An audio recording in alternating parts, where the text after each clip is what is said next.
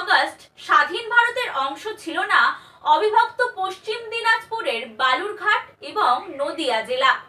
পরবর্তীতে 18ই আগস্ট ভারতভুক্ত হয়ে সেখানে উড়েছিল জাতীয় পতাকা।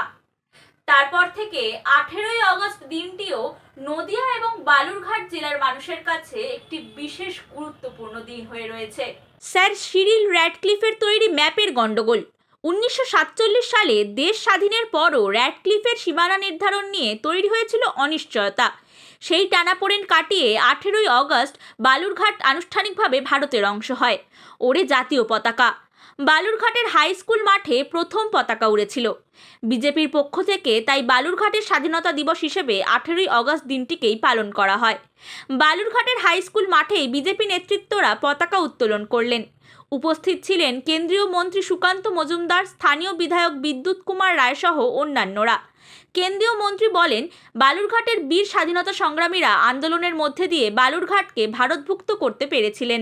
বন্দে মাতরম, বন্দে মাতরম, বন্দে মাতরম, বন্দে মাতরম, বন্দে মাতরম, বন্দে মাতরম, বন্দে মাতরম, বন্দে মাতরম, ভারত মাতা কি জয়।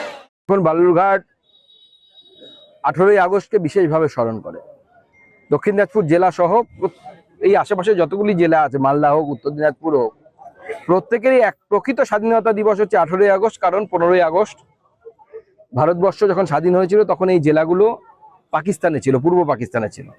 তারপরে তৎকালীন যুগে ডক্টর শ্যামাপ্রসাদ মুখার্জি সহ এখানকার স্থানীয় নেতৃত্ব যারা ছিলেন তাদের নেতৃত্বে এই এলাকার মানুষ লড়াই করে এই জেলাকে, বিশেষ করে এই দক্ষিণ দিনাজপুর জেলার ক্ষেত্রে আমি বলবো, তারা এই দক্ষিণ দিনাজপুর জেলা অর্থাৎ তৎকালীন পশ্চিম দিনাজপুর জেলা, সেই জেলাকে ভারতভুক্তি করেন। একইভাবে স্যার সিরিল র্যাডক্লিফের ম্যাপের গন্ডগোলের জন্যই 1947 সালের 15ই আগস্ট ভারতভুক্ত ছিল না নদিয়া। অনেক টানাপোড়েনের শেষে 18ই আগস্ট রেডিওতে ঘোষণা করা হয় কৃষ্ণনগর ও রানাঘাট মহকুমা নিয়ে নবগঠিত নদিয়া ভারত ভূখণ্ডেরই অংশ থাকছে। তাই 18ই আগস্ট পাবলিক লাইব্রেরির মাঠে ওঠে জাতীয় পতাকা। শিবনিবাস মন্দিরের সামনে জাতীয় পতাকা উত্তোলনের পাশাপাশি দিনটি স্মরণে রাখতে বিভিন্ন অনুষ্ঠানের আয়োজন করা হয় জেলায়। সেই উপলক্ষে আয়োজিত হয় বাইচ প্রতিযোগিতা।